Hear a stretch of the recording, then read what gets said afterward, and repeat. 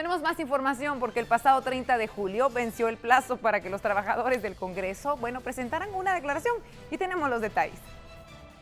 Las autoridades del Congreso solicitaron a los empleados presentar una declaración jurada antes del 30 de junio para determinar si son familiares de diputados o de otros trabajadores. La medida administrativa, que buscaba un mayor control, solo logró que 240 de los 1.600 trabajadores 011 dieran a conocer su estatus. Además, los sindicatos recomendaron no presentar la declaración jurada porque la ley no los obliga a hacerlo y porque se respaldan en otras normativas, aduciendo que tienen el derecho de trabajar. Las autoridades han caído en un abuso de autoridad en virtud de que el ente fiscalizador, lo hemos dicho nosotros al cansancio, es la Contraloría General de Cuentas de la Nación, y de igual manera, si existiera alguna irregularidad o anomalía, está la instancia del Ministerio Público, que es la instancia investigadora. Este año los diputados aprobaron las reformas a la ley orgánica en la que prohíben la contratación de núcleos familiares o nepotismo, pero debido a que la ley no es retroactiva, no aplica a quienes ya trabajan para el Congreso. Autoridades del CACIP en representación del sector privado manifestaron su apoyo y consideración a cambios que ven positivos dentro de los aprobados por el Congreso de la República, la Ley Orgánica de la Superintendencia de Administración Tributaria. Algunas declaraciones de los representantes de la iniciativa privada lo dejan ver. En sesión plenaria ayer, el Congreso de la República aprobó la reducción del número de personas del directorio de la SAT a 3, lo que será dirigido por el Ministerio de Finanzas y 2 personas por oposición, la creación del Tribunal Administrativo Tributario y Aduanero y la obligación de los empleados de presentar declaración jurada para evitar enriquecimiento ilícito. Los cambios que se hicieron en la conformación del directorio, en la designación del superintendente, creemos que son positivos y van en la dirección correcta. La formación del Tribunal Administrativo que va a conocer esos temas, todos son temas que se han hablado. Nosotros estuvimos asistiendo a las mesas que se constituyeron en el Congreso para hacer esto. El punto del secreto bancario está pendiente para la otra semana. Tanto CACIP como Ajexport se han pronunciado en apoyo de brindarle a la SAT la responsabilidad de esta información. Lo que queremos asegurar que realmente sean estos dictámenes cosas que mejoren la iniciativa y que no le resten ni capacidad a la SAT, ni que tampoco vulneren los derechos de los guatemaltecos. Si se toma en cuenta ese tema, nosotros estamos dispuestos creemos que es el camino correcto, darle acceso a la SAT a las cuentas. Lo que se contempla en la reforma es solicitar el acceso a la información por medio de una autorización de juez. Si no se cuenta con la autorización de juez, igual no se podría accesar a la información bancaria. Siempre y cuando se tengan los fundamentos de por qué se está investigando a esta persona o a esta empresa, a este contribuyente. Mientras tanto, diputados del Congreso de la República aún no definen la forma como quedará el secreto bancario dentro de las reformas a la ley de la SAT. Algunos aseguran que sectores piden una amnistía para que no se puedan investigar las cuentas de años anteriores, pero estos son los detalles para que usted conozca de qué manera va a funcionar entonces el tema del secreto bancario. En las reformas para el fortalecimiento de la SAT se busca eliminar el secreto bancario, pero el artículo aún podría sufrir cambios, pues los diputados analizan cómo quedará redactado. De aprobarse tal y como se encuentra, la SAT podría acceder con orden de juez a las cuentas bancarias, pero la modificación que solicitan algunos sectores es que solo aplique a las cuentas creadas a partir de la aprobación de la ley, es decir, un tipo de amnistía. La ley puedan revisar a partir de la vigencia de la ley para adelante. Para atrás son 4 años, que fiscalmente se pueden revisar. Entonces, que el Estado de Guatemala le diga a los sectores de todo el país, vaya, no les va a revisar 4 años para atrás, sino para adelante, eso es un paso y un favor de esos de oro.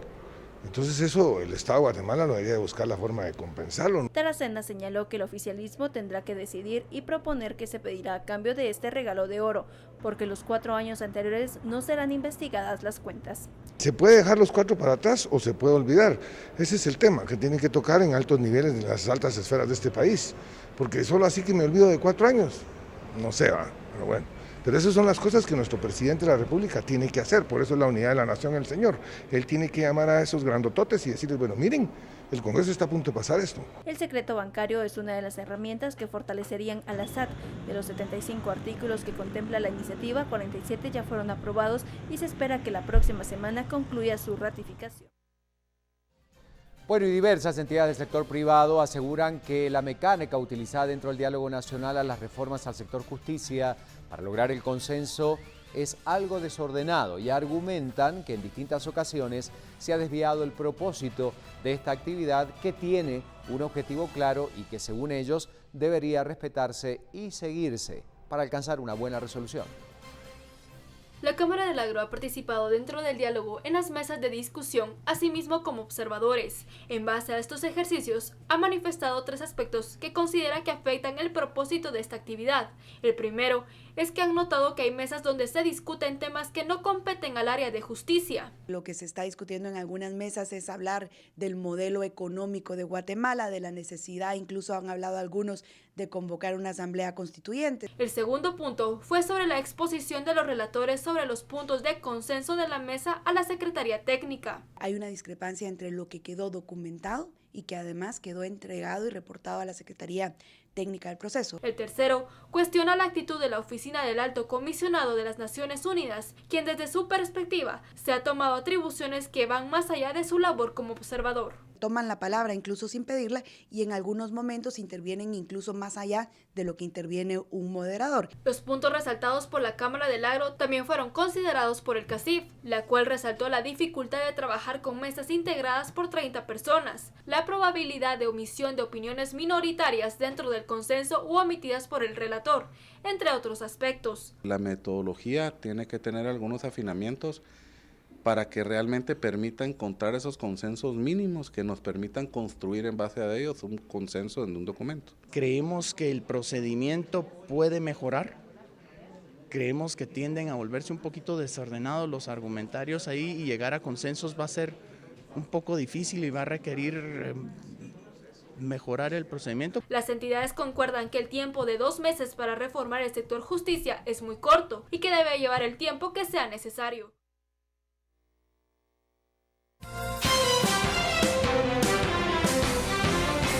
Tenemos que seguir hablando de las noticias departamentales y colocamos en pantalla esta portada de El Occidente del Quetzalteco. 69 menores capturados por ilícitos aconsejan comunicación en familia. Ayer 2 adolescentes robaban en comercio de Shela. Disminuyen deportaciones, aumentan remesas en comparación con el año 2015. Sigue pugna en registro. Sindicalistas exigen salida de Arodi Sasso, titular de la entidad. Eliminan a Alemania, Francia y Portugal. Buscan la corona. Noticias de Guatemala y el mundo lo pueden encontrar en el Quetzalteco. Y 400 casos de violencia contra la niñez se conocen en Sololá en estos últimos 2 años. Así lo dieron a conocer autoridades de las instituciones encargadas de la protección de la niñez y adolescencia. Veamos.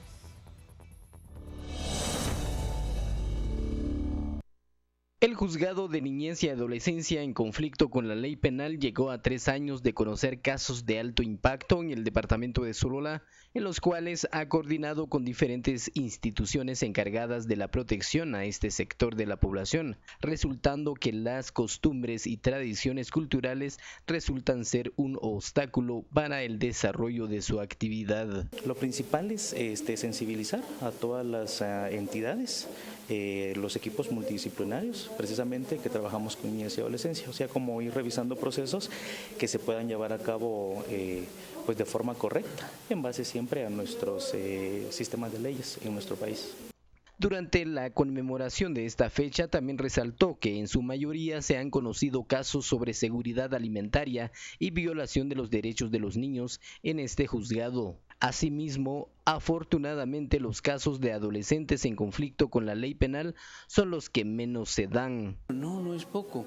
Las audiencias, aunque vemos solamente unas 3 audiencias o 4 audiencias, pongamos unas 2 o 3, se atiende aproximadamente de 3 a 6, 7, hasta 8 niños en cada audiencia, porque las familias son numerosas en este sector. Durante la conmemoración de esta fecha también resaltó que en su mayoría se han conocido casos sobre seguridad alimentaria y violación de los derechos de los niños en este juzgado. Asimismo, afortunadamente los casos de adolescentes en conflicto con la ley penal son los que menos se dan.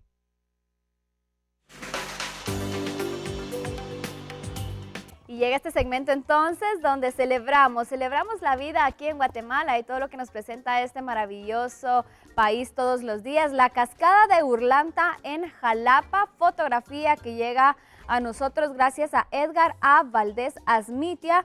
Se la presentamos nosotros y la compartimos con todos ustedes. Y es precisamente este tipo de imágenes que queremos que usted nos envíe entonces, de todo lo que podemos encontrar en Guatemala y que de repente tal vez no tenemos la oportunidad de viajar al interior de nuestro país, pero que es importante también reconocer que Guatemala sí tiene lugares espectaculares, atardeceres y amaneceres y un colorido excepcional que es importante mostrárselo al mundo. Y usted también puede enviar sus fotografías a través del correo electrónico hoycelebramos@gmail.com y nosotros estaremos compartiéndola con todos ustedes. 7 de la mañana con 30 minutos, es momento de continuar con más información.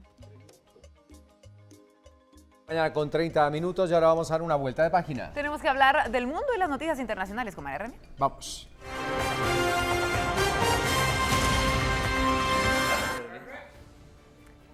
Tenemos que comenzar a repasar una vez más lo que pasa en el mundo y sí, vamos a ir con esta portada una vez más que nos habla precisamente de lo que ocurre en Estados Unidos y también otros acontecimientos que se dan en México. Tenemos aquí entonces la jornada de México y nos dice lo siguiente: matan a 4 agentes tras asesinato de afroestadounidense. Custodiaban protesta en Dallas por el homicidio, otros 7 resultan heridos.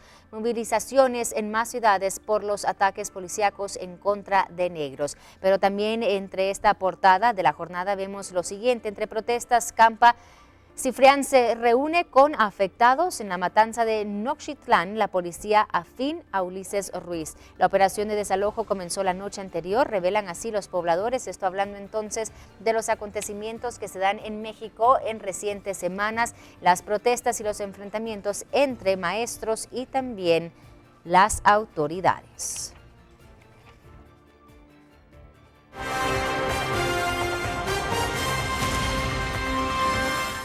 Bueno, fíjese que los órganos de justicia de Venezuela nuevamente suspendieron una audiencia donde se pretendía apelar la sentencia en contra del opositor radical Leopoldo López, condenado a 14 años de prisión. La defensa expuso que fue imposible el traslado del sentenciado por una manifestación que imposibilitó precisamente que él fuera trasladado.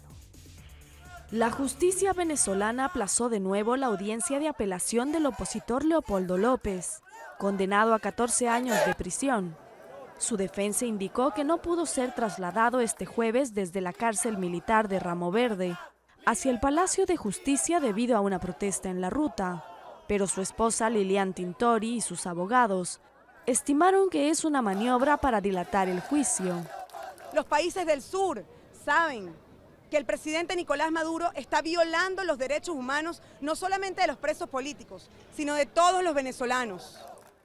Tintori acudió a las afueras del tribunal junto a simpatizantes de López y una delegación de parlamentarios del Mercosur para apoyar a su esposo. Observamos con preocupación cómo Venezuela incumple una vez más otro acuerdo con el Mercosur. Es obligación de todos los estados permitir a la Comisión de Derechos Humanos que puedan visitar todas las instituciones penitenciarias, observar el fiel cumplimiento de los derechos humanos y la vigencia de los mismos, y en ese sentido, hoy lamentablemente esto en Venezuela no lo hemos podido hacer. López fue condenado en septiembre de 2015 por cargos de incitación a la violencia durante las protestas que buscaban la renuncia del presidente Nicolás Maduro entre febrero y mayo de 2014. Las manifestaciones dejaron 43 muertos. Sin embargo, la oposición denuncia su encarcelamiento como una política de persecución contra los opositores. Bueno, y fíjese que autoridades de Colombia han visto aumentar notoriamente los envíos de cocaína al exterior. De igual manera, se han incrementado los cultivos de coca, insumo básico de esta droga. Esto fue alertado por el general que encabeza la lucha contra el narcotráfico en el Caribe colombiano. Los cultivos de cocaína en Colombia y la exportación de drogas hacia el exterior han aumentado notoriamente.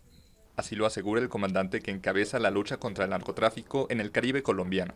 En 5 meses llevamos más de 23 toneladas de cocaína pura incautada, igualmente más de 5 toneladas de marihuana armada.